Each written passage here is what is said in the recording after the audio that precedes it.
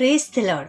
Greetings to you all in the name of our Lord and Savior Jesus Christ. Today's Bible verse, the book of Zechariah chapter 2 verse 8. Anyone who strikes you strikes what is most precious to me. ಜಕರ್ಯ ಅಧ್ಯಾಯ 2 ವಚನ 8. ನಿನ್ನನ್ನು ತಾಕುವವನು ಯೆಹೋವನ ಕಣ್ಣುಗುಡ್ಡನ್ನು ತಾಕುವವನಾಗಿದ್ದಾನೆ. ನನ್ನ ಪ್ರಿಯ ದೇವಜನರೇ, ಇವತ್ತು ದೇವರು ನಮಗೆ ಒಂದು ಉತ್ತಮವಾದ ವಾಗ್ದಾನವನ್ನು ಕೊಡ್ತಾ ಇದ್ದಾರೆ. ಏನೆಂದರೆ, ಯಾರು ನಿನ್ನನ್ನು ತಾಕುತ್ತಾರೋ ಅವರು ನಿನ್ನನ್ನಲ್ಲ ನನ್ನನ್ನು ತಾಕುತ್ತಾ ಇದ್ದಾರೆ, ನನಗೆ ಅಮೂಲ್ಯವಾದ ಕಣ್ಣುಗುಡ್ಡನ್ನು ತಾಕುತ್ತಾ ಇದ್ದಾರೆ ಎಂಬುದಾಗಿ ಇಲ್ಲಿ ದೇವರ ವಾಕ್ಯ ತಿಳಿಸ್ತಾ ಇದೆ. ನಾವು ಕರ್ತನ ಕಣ್ಣು ಗುಡ್ಡಿದ್ದೇವೆ ಎಂಬುದಾಗಿ ಇಲ್ಲಿ ದೇವರ ವಾಕ್ಯದಲ್ಲಿ ನಾವು ನೋಡ್ತಾ ಇದ್ದೇವೆ. ನಮ್ಮ ಕಣ್ಣಿನಲ್ಲಿರುವ ಈ ಕಣ್ಣುಗುಡ್ಡನ್ನು ರಕ್ಷಿಸಲಿಕ್ಕೆ ನಮ್ಮ ದೇಹದಲ್ಲಿರುವ ಎಲ್ಲ ಅಂಗಾಂಗಗಳು ಪ್ರಯಾಸ ಪಡುತ್ತವೆ.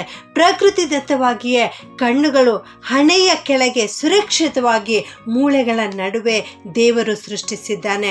ಈ ಕಣ್ಣುಗುಡ್ಡನ್ನು ಕಾಪಾಡಲು ದೇವರು ಕಣ್ಣಿನ ರೆಪ್ಪೆಗಳನ್ನು ಸೃಷ್ಟಿಸಿದ್ದಾರೆ. ಅಷ್ಟೇ ಅಲ್ಲ, ಕಣ್ಣಿಗೆ ಯಾವುದಾದ್ರೂ ಅಪಾಯ ಬರುತ್ತಿದೆ ಎಂದರೆ ಕಣ್ಣಿನ ರೆಪ್ಪೆಗಳು ಮುಚ್ಚಿ ಕಣ್ಣನ್ನು ಭದ್ರವಾಗಿ ಕಾಪಾಡುತ್ತವೆ. ಅಷ್ಟೇ ಅಲ್ಲ, ನಮ್ಮ ಕೈ ಕೂಡ ಕಣ್ಣಿನ ರಕ್ಷಣೆಗಾಗಿ ಅಲ್ಲಿ ಓಡಿ ಬರುವಂಥದ್ದಾಗಿದೆ. ಹೌದು, ದೇವರ ವಾಕ್ಯ ನಮಗೆ ತಿಳಿಸ್ತದೆ. ಧರ್ಮೋಪದೇಶ ಕಾಂಡ 32:10 ಆತನು ಇಸ್ರಾಯೇಲರನ್ನು ಕಣ್ಣುಗುಡ್ಡಿನಂತೆ ಕಾಪಾಡಿದನು ಎಂಬುದಾಗಿ. ಹೌದು, ಇಸ್ರಾಯೇಲ್ ಜನರಿಗೆ ದೇವರು ತನ್ನ ಕಣ್ಣುಗುಡ್ಡಿನಂತೆ ಕಾಪಾಡಿದರು. ನಾನು ನೀನು ಕೂಡ ದೇವರ ಮಕ್ಕಳಾಗಿದ್ದೇವೆ. ದೇವರು ನಮ್ಮನ್ನೂ ಕೂಡ ತನ್ನ ಕಣ್ಣುಗುಡ್ಡಿನಂತೆ ಕಾಪಾಡುತ್ತಾರೆ. ಇದನ್ನು ನಾವು ಸ್ವಲ್ಪ ಆಲೋಚಿಸೋಣವಾ? ದೇವರು ನಮ್ಮನ್ನು ಎಷ್ಟಾಗಿ ಪ್ರೀತಿಸ್ತಾನೆ. ಭೂಮಿ ಆಕಾಶಗಳನ್ನು ಉಂಟು ಮಾಡಿದ ದೇವರು ತನ್ನ ಸ್ವಂತ ಕಣ್ಣುಗುಡ್ಡಿನಂತೆ ನನ್ನನ್ನು ನಿನ್ನನ್ನು ಕಾಪಾಡುತ್ತಾನೆ. ಪ್ರತಿಯೊಬ್ಬೊಬ್ಬರನ್ನು, ಈ ಲೋಕದಲ್ಲಿರುವ ಪ್ರತಿಯೊಬ್ಬೊಬ್ಬ ಮಕ್ಕಳನ್ನು ದೇವರು ತನ್ನ ಕಣ್ಣುಗುಡ್ಡಿನಂತೆ ಕಾಪಾಡುತ್ತಾರೆ. ನಾವು ಮಾಡಬೇಕಾದ ಕೆಲಸಗಳನ್ನು ತೋರಿಸಿಕೊಡ್ತಾರೆ, ನಮಗೆ ಮಾರ್ಗ ನಡೆಸುತ್ತಾರೆ. ಕೀರ್ತನೆ 17:9 ದಾವೀದನು ಈ ರೀತಿ ಪ್ರಾರ್ಥನೆ ಮಾಡುತ್ತಾನೆ, ಕಣ್ಣುಗುಡ್ಡಿನಂತೆ ನನ್ನನ್ನು ಕಾಪಾಡು ಎಂಬುದಾಗಿ. ಇದು ಒಂದು ಚಿಕ್ಕ ಪ್ರಾರ್ಥನೆಯಾಗಿದೆ.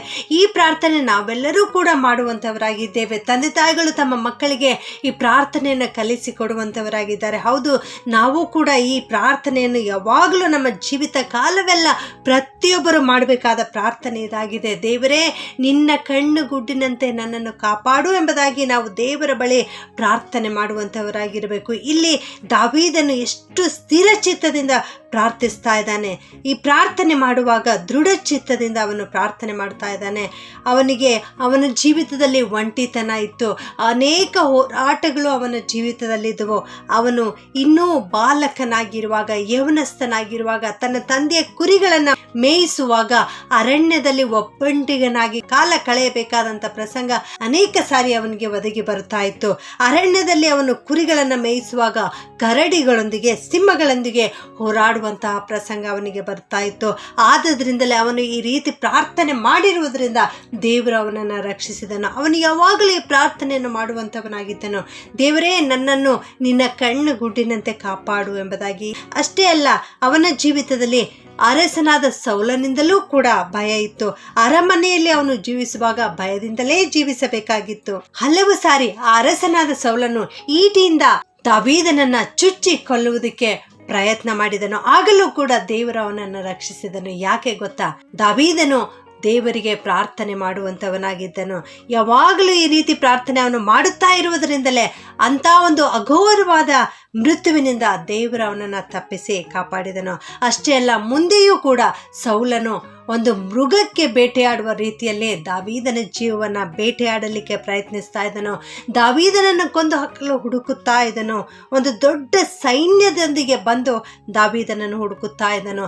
ಅಂಥ ಒಂದು ಸಂದರ್ಭದಲ್ಲಿ ದಾವೀದನು ಎಷ್ಟು ಹೆದರಿಕೊಂಡಿರಬಹುದು, ವೇದನೆಯಿಂದ ಅಡಗಿಕೊಂಡು ಅವನು ಜೀವಿಸಿರಬಹುದು. ಅಂಥ ಒಂದು ಸಂದರ್ಭದಲ್ಲಿಯೂ ಕೂಡ ದಾವೀದನು ಇದೇ ಪ್ರಾರ್ಥನೆ ಮಾಡುವಂಥವನಾಗಿದ್ದನು. ಅನುದಿನವೂ ಈ ಪ್ರಾರ್ಥನೆ ಮಾಡುವಂಥವನಾಗಿದ್ದನು. ಆದ್ದರಿಂದಲೇ ಕೃಪೆಯುಳ್ಳ ದೇವರು ದಾವೀದನನ್ನು ಕರುಣಿಸಿ ಕಾಪಾಡಿದರು. ನನ್ನ ಪ್ರಿಯ ದೇವ ಮಗುವೆ, ಅದೇ ಪ್ರಾರ್ಥನೆಯಿಂದ ನೀನು ಕೂಡ ಮಾಡುವಂಥವನಾಗಿರು. ದೇವರು ಇಂದು ನಿನಗೆ ವಾಗ್ದಾನವಾಗಿ ಕೊಡುತ್ತಾ ಇರುವ ವಾಕ್ಯ ನಿನ್ನ ಜೀವಿತದಲ್ಲಿ ಪೂರ್ತಿಯಾಗುತ್ತದೆ. ನಿನ್ನನ್ನು ತಾಕುವವನು ಯೆಹೋವನ ಕಣ್ಣುಗುಡ್ಡನ್ನು ತಾಕುವವನಾಗಿದ್ದಾನೆ ಎಂಬುದಾಗಿ ಈ ದಿನದ ವಾಗ್ದಾನದ ವಾಕ್ಯದಂತೆ ದೇವರು ನಿನ್ನನ್ನು ಯಾವಾಗಲೂ ಕಾಪಾಡುತ್ತಾನೆ. ನೀನು ಆತನ ಅಮೂಲ್ಯವಾದ ಮಗುವಾಗಿದ್ದಿ. ಅದು ದಾವೀದನ ಪ್ರಾರ್ಥನೆಯ ಕರ್ತನು ಕೇಳಿದನ. ಹೌದು, ನಿಜವಾಗಿಯೂ ದೇವರು ಅವನ ಪ್ರಾರ್ಥನೆಯನ್ನು ಕೇಳಿದನು. 1 ಪೂರ್ವಕಾಲ ವೃತ್ತಾಂತ 29-28 ನಾವು ನೋಡುತ್ತೇವೆ. ಅವನು ಐಶ್ವರ್ಯ, ಮಾನ, ದೀರ್ಘಾಯುಷ್ಯವುಳ್ಳವನಾಗಿ ತುಂಬ ವೃದ್ಧನಾಗಿ ಮರಣ ಹೊಂದಿದನು ಎಂಬುದಾಗಿ. ಹೌದು, ಅವನು ಅಕಾಲ ಮರಣವನ್ನು ಅನುಭವಿಸಿಲ್ಲ, ಅರ್ಧಾಯುಷ್ಯದಲ್ಲಿ ಅವನು ಮರಣವನ್ನು ಹೊಂದಿಲ್ಲ, ಆದರೆ ಅವನು ದೀರ್ಘಾಯುಷ್ಯವನ್ನು ಪಡೆದವನಾಗಿದ್ದನು, ತುಂಬ ವೃದ್ಧನಾಗಿ ಮರಣ ಹೊಂದಿದನು ಎಂಬುದಾಗಿ ಇಲ್ಲಿ ದೇವರ ವಾಕ್ಯದಲ್ಲಿ ನಾವು ನೋಡ್ತೇವೆ. ಹೌದು, ಕರ್ತನು ಕೊನೆಯವರೆಗೂ ದಾವೀದನನ್ನು ತನ್ನ ಕಣ್ಣುಗುಡ್ಡಿನಂತೆ ಕಾಪಾಡಿದನು. ಅದೇ ದೇವರು ಇಂದು ನಿನ್ನನ್ನೂ ಕೂಡ ಕಾಪಾಡುತ್ತಾರೆ. ನಮ್ಮ ದೇವರು ಪಕ್ಷಪಾತಿಯಲ್ಲ. ನನ್ನ ಪ್ರಿಯ ದೇವ ಮಗುವೆ, ಅಂದು ದಾವೀದನ ಪ್ರಾರ್ಥನೆಯನ್ನು ಕೇಳಿದ ದೇವರು ನಿನ್ನ ಪ್ರಾರ್ಥನೆಯೂ ಕೂಡ ಕೇಳುತ್ತಾರೆ. ನೀನೂ ಕೂಡ ಪ್ರತಿನಿತ್ಯ ದಾವೀದನಂತೆ ಈ ಪ್ರಾರ್ಥನೆಯನ್ನು ಮಾಡುತ್ತಾ ಇರು.